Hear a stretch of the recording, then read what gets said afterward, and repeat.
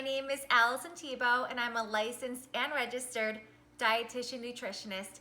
Today, we are bringing you kabocha. For those of you who know me, know how much I love kabocha. Kabocha is actually a pumpkin, and it's a delicacy in Japan. My mom, who's Japanese, would tell me about how much she would eat kabocha soup and have it roasted with different Japanese dishes. Kabocha is rich in vitamin A, vitamin C, B vitamins, and iron.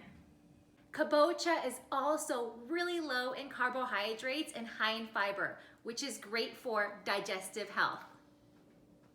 Due to its high fiber content, it's great for helping to stabilize your blood sugar because it slows down digestion. So it also makes you feel fuller for a longer amount of time.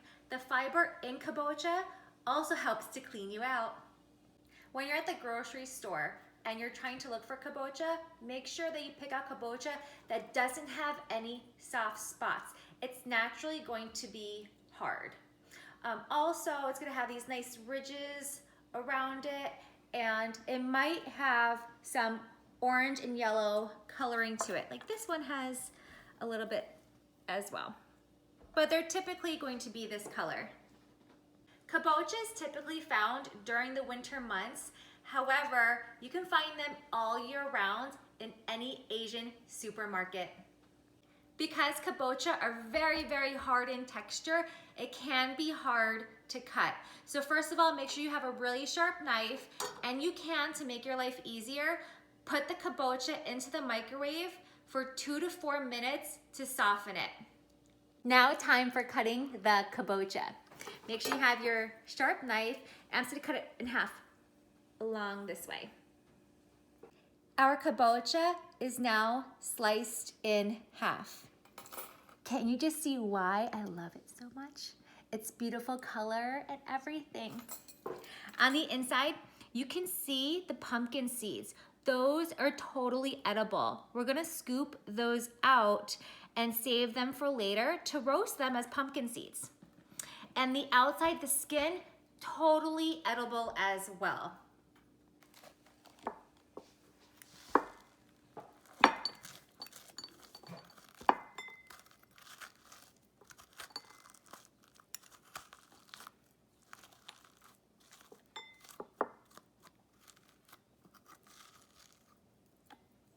We scoop the seeds out of our kabocha.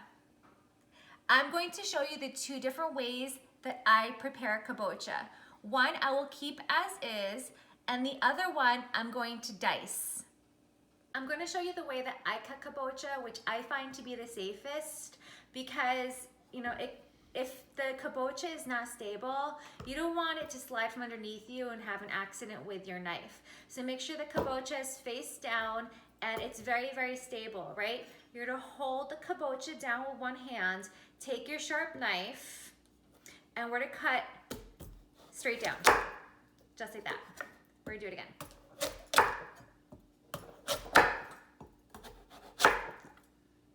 If you like, you can just roast it in these shapes on its side.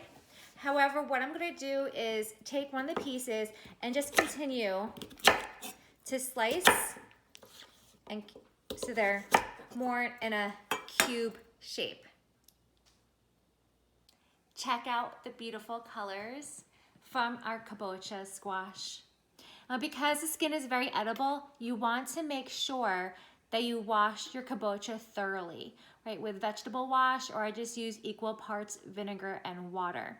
Also, what's great about kabocha is that it's only 40 calories per cup, and it's so filling and delicious. Our kabocha is ready for roasting. So you want to make sure you have your baking sheet pan with parchment paper on top. Also preheat your oven to 425 degrees. You will also need some type of cooking oil. I'm using avocado oil spray, and also cinnamon. Next, we're going to take our diced kabocha and place it right onto our baking sheet. Just spread it around. gonna take our cooking oil, spray it,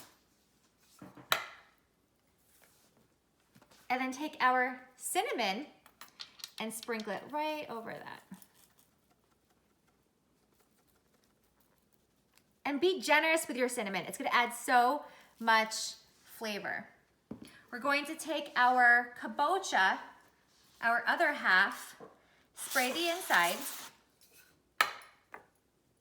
sprinkle it again with plenty of cinnamon. Make sure you get it all the way around in there. Place it flat down. Next, it's going to go into our oven.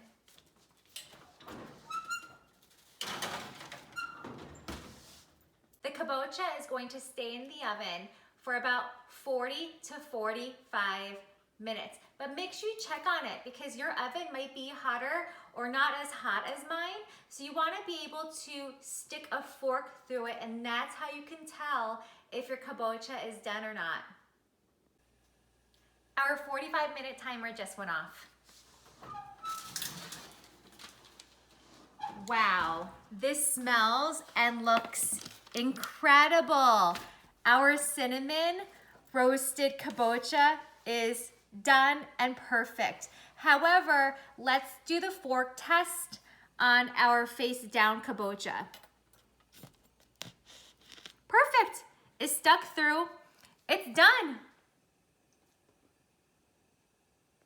Now be careful with this next scene because the kabocha is hot. It's fresh out of the oven. We're gonna take our fork, slide it right underneath our kabocha and flip it. Look at all that steam. It might look burnt, it's not. That's just the caramelization and the cinnamon on the kabocha. With this kabocha, once it cools down, what you can do is scoop it out and enjoy it like you would like mashed potatoes or mashed sweet potato, same idea, but you have mashed kabocha. Or you can just enjoy it right out of the kabocha. Our cubed roasted kabocha will be a great side dish to your dinner, your lunch, or even to your breakfast.